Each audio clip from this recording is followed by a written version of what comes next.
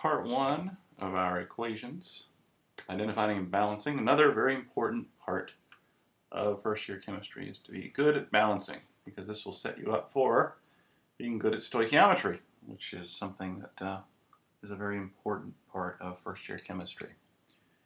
So a chemical reaction, we should really already know this, process by which the atoms of one or more substances rearrange to form different substances. It's when you first learn physical versus chemical change, this is something that you talk about. And we can represent a reaction by showing it as an equation. So we can use words or symbols, and we always will put the reactants,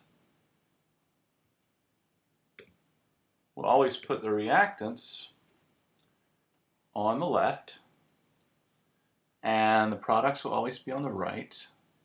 And then in between we have a yield sign. There you see. Looks like an arrow and always points to the products. It's not an equal sign, so you wouldn't want to use equals instead of the arrow. So it's just a general idea that the reactants always go on the left and the products always go on the right.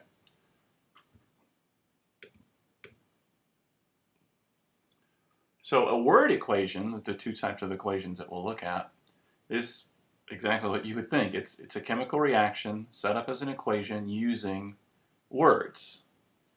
So here we see carbon plus sulfur react to form carbon disulfide. Now, we also notice in parentheses these S's. And what you'll see in some reactions, it's not always going to be this way, but sometimes people will place the letters S or G or AQ or L after each reactant or product. And what that is supposed to show you is it's supposed to show you what state the substance is in. So the S means solid. So this is solid carbon and solid sulfur reacting to form a solid product called carbon disulfide. If it was a gas product, you put a G. If it was liquid, you put an L. Aqueous simply means something dissolved in water. So if you saw, for example, lead nitrate, let's say, and you had dissolved this lead nitrate in water,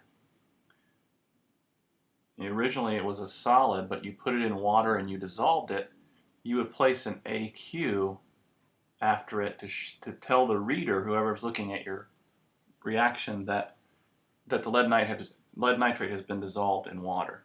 The water isn't actually part of the reaction. It's just a medium for the lead nitrate to react with something else. So that's the only hard part here, is just understanding what aqueous means. If it's the liquid actually reacting, then you would put L, or being produced, you put L. But if it's something dissolved in water, you put AQ.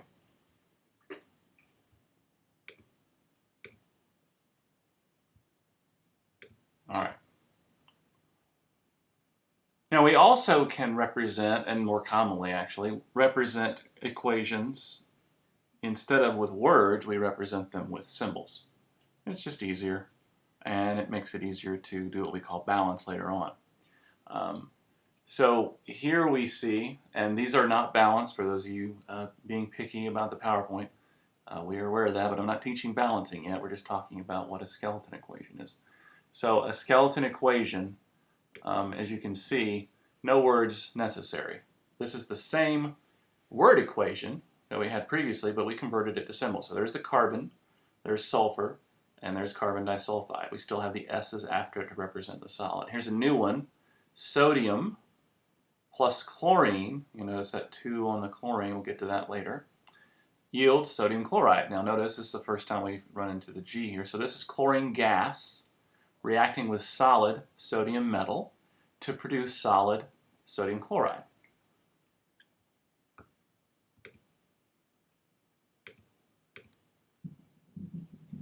when you are writing skeleton equations, you have to be aware of 7 elements that when they are alone, that's very important you understand, when they are isolated, not part of a compound, in other words, not connected to 1 or 2 more elements, just when they are alone, in nature they always will pair up. And there is a good mnemonic device to remember these 7 elements by. And it almost sounds like a German word. Brinkelhof. Brinkelhof. The BR stands for bromine, the I for iodine, the N for nitrogen, the Cl for chlorine, the H for hydrogen, the O for oxygen, and the F for fluorine. So these 7 elements, when they are isolated, you always write their symbol with a 2. And these are called diatomic. So if you see chlorine by itself in a equation, you would write it as Cl2. If you see oxygen by itself, you would write O2. If you see fluorine by itself, you would write F2. But if you saw sodium chloride, which has chlorine in it, but the chlorine is not isolated, in other words, it's combined with the sodium, then you follow your rules for writing formulas, +1, -1, no crisscrossing, and there you go. But it's very important you understand these 7 elements here, the Brinkelhof elements, or the Brinkelhof, as I say in my class. You have to look out for those. They will give you some problems.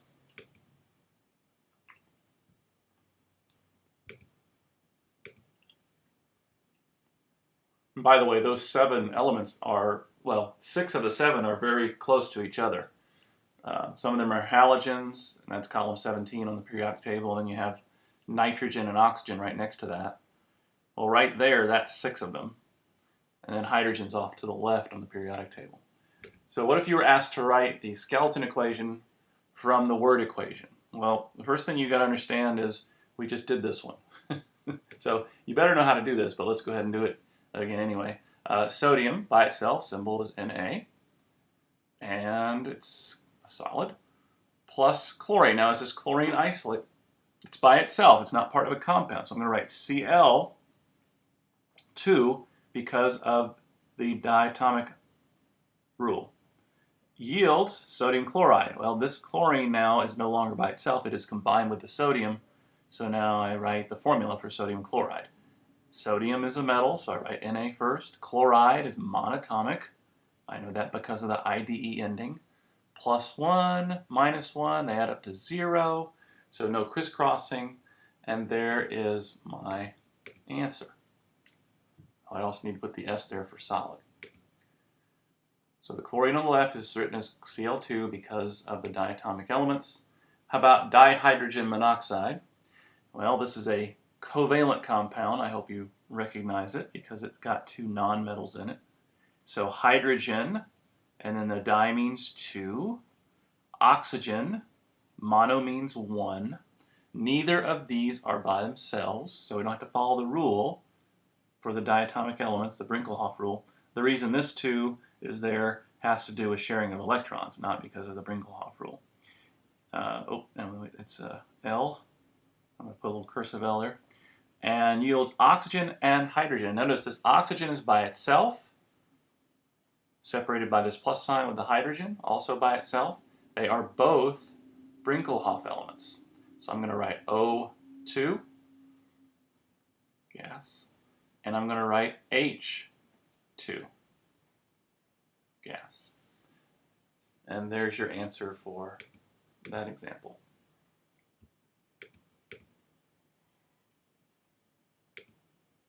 Hydrogen and oxygen are diatomic. All right, we'll start with balancing equations in part 2 later on.